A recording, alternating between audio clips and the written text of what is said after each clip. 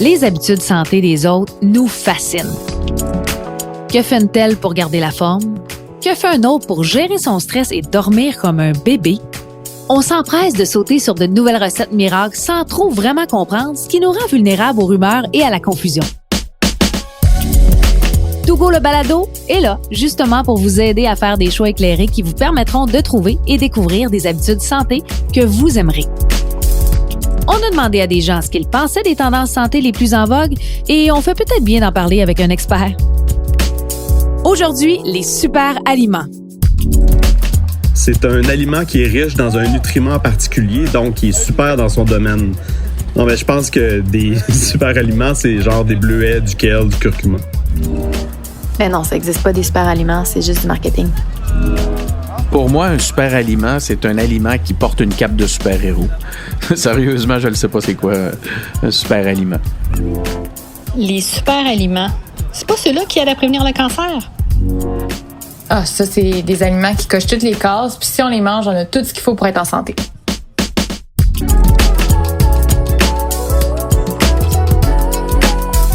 C'est vrai qu'ils sont attrayants, populaires, mais sont-ils réellement bons et ont-ils surtout les vertus dont on vante tant? C'est le sujet d'aujourd'hui, les super aliments. Et pour en parler, la nutritionniste Stéphanie Côté. Salut Stéphanie. Salut Marie-Christine. C'est vrai que c'est un sujet très tendance, mais comment on peut qualifier, comment on peut décrire c'est quoi un super aliment?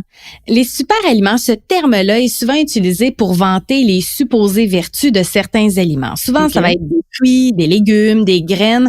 On n'a qu'à penser là aux aliments comme le kale, le chia, les baies de goji, tu sais, ces aliments-là qui sont devenus temporairement, on va dire, à la mode au fil des dernières années.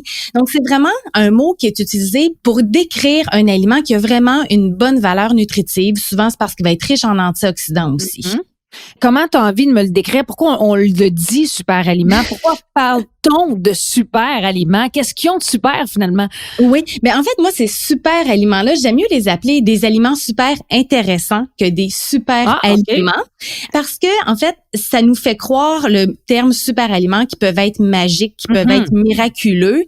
Et c'est là où je pense qu'il y a peut-être une promesse qui est exagérée. Donc, ces aliments-là, on en parle autant parce que, oui, ils ont des bonnes valeurs nutritives, puis ça attire notre attention de penser que des aliments peuvent nous guérir, peuvent nous garder en santé, peuvent nous garder jeunes éternellement. Fait que c'est sûr que ça attire notre attention. Mais j'imagine que si c'est des bons aliments qui ont des bonnes valeurs nutritives, il y a quand même des vertus qui sont associées aux super aliments.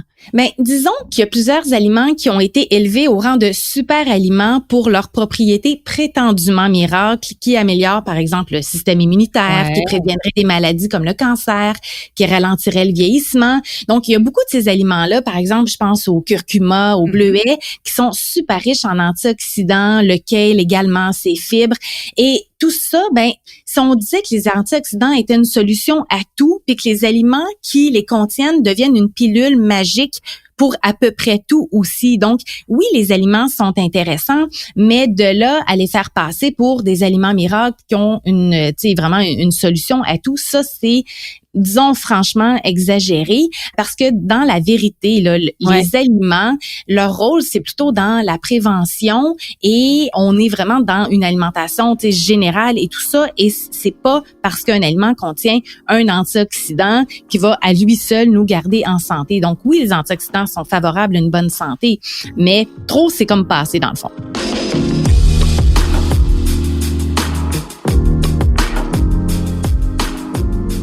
On a entendu, Stéphanie, dans le Vox Pop, le mot marketing. J'ai envie de te demander, est-ce que ça existe vraiment, les super aliments, ou c'est une tendance infondée ou du gros marketing? Disons que oui, il y a une part de marketing. C'est un terme qui est très attrayant, qui est très populaire depuis plusieurs années, mais on va se le dire, qui n'a aucun fondement scientifique. Comme je disais, il y a beaucoup d'aliments qui sont intéressants d'un point de vue nutritif, mais de dire qu'un aliment est santé ou qu'il est super, à lui seul, ben ça n'existe pas.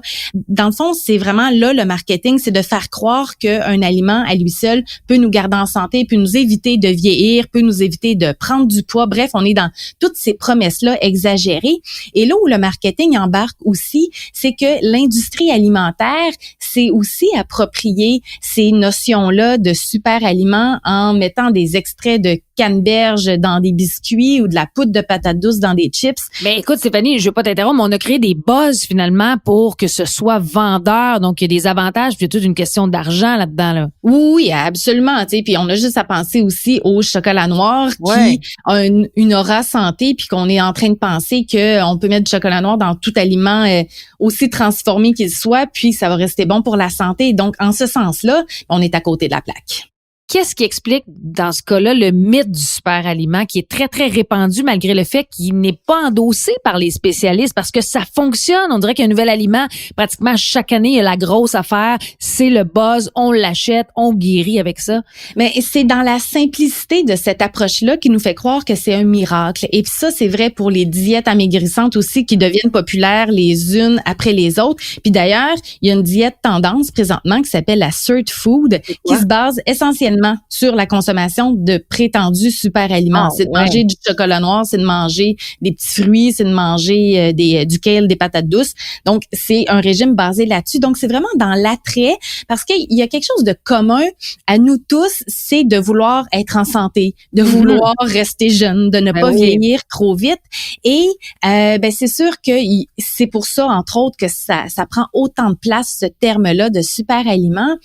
Je dois dire aussi que le fait que les résultats des études scientifiques se retrouvent rapidement dans les journaux grand public, dans les magazines, souvent, ça devance des résultats qu'on devrait même pas tout de suite connaître parce que les études scientifiques qui font des études avec des grosses doses, par exemple, d'antioxydants ou qui testent tel ou tel aliment, extrait plutôt d'aliments sur une souris, ben, on peut pas extrapoler ce genre de résultats à notre réalité, à nous, humains, avec notre alimentation normale. Donc, on extrapole des résultats qu'on ne devrait pas et c'est ce qui fait que les promesses en lien avec certains aliments deviennent carrément exagérés. Puis des fois, on fait même des comparables avec d'autres pays dans le monde, mais qui n'ont pas nécessairement le même mode de vie que nous, le même climat non plus. Oui, absolument, parce que la santé, ça ne tient pas qu'à l'alimentation. Il y a l'activité physique, il y a le stress, il y a est-ce qu'on fume, il y a l'air qu'on respire aussi. Donc, effectivement, on ne peut pas réduire ça à un aliment, ni à une habitude de vie précisément. Même quand on pense aux aliments, le fait de ne pas vouloir attribuer une vertu à un seul aliment. On n'a qu'à penser, là, au Québec, on aime beaucoup le hockey. Ben oui. Carey Price, c'est le meilleur gardien de la Ligue. Mais si le Canadien de Montréal n'avait que Carey Price sur la glace, ça marcherait pas. Il gagnerait aucun match. Ça ne marcherait pas. Fait qu'il n'y a pas un aliment non plus qui peut nous garantir la santé.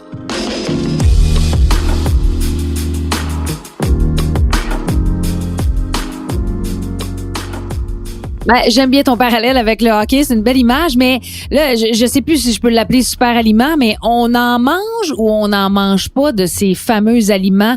On leur fait quelle place dans notre assiette? Parce que ça demeure quand même des bons aliments pour la santé. Absolument, des bleuets, du kale, des pois chiches, des graines de chanvre, des fruits, des légumes. Mangez-en. Oui, on en mange. Il y a vraiment pas de problème à en manger. Au contraire, le danger est plus avec la croyance que ce soit des super aliments. C'est là le danger de penser que notre santé ne tient qu'à un seul aliment, puis qu'à cause de ça, on va en écarter d'autres de notre assiette. Ouais. Puis pire encore, si on pense qu'un aliment peut remplacer un médicament ou un traitement médical, et là aussi, ça peut être un danger. Donc, c'est en ce sens-là. Mais sinon, manger principalement dans notre alimentation là, des aliments végétaux, colorés, des fruits, des légumes en masse, des grains entiers, des graines, des noix, ça, c'est super, même que c'est la recommandation la plus forte en alimentation. L'Organisation mondiale de la santé estime que, par exemple, en 2017, il y avait 3,9 millions de décès dans le monde qui étaient dus à une consommation insuffisante de fruits et de légumes. 3,9 millions? Oui, donc quand même. Quand on se demande est-ce qu'on en mange ou on n'en mange pas, ben oui, on en mange, ça c'est certain, c'est une des bases solides en alimentation, mais on va juste pas mettre 1 ou 2 ou 3 aliments sur un piédestal puis leur accorder toute notre attention au détriment d'autres.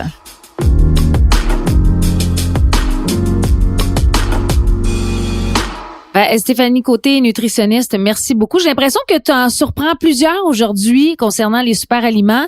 Moi, la première, je dois l'avouer. Merci beaucoup, Stéphanie. C'est un plaisir. Et merci à vous aussi de nous avoir écoutés. Toujours un plaisir de vous savoir là et j'espère que vous en avez appris plein de choses sur les super aliments. N'hésitez pas à partager d'ailleurs et à vous abonner à Togo, le balado pour ne rien manquer via le site web montougo.ca, Apple Podcast, Google Podcast, Spotify ou encore Cube Radio. Et je vous rappelle que ce balado est une présentation de montougo.ca, des habitudes santé que vous aimerez. Je vous dis à bientôt.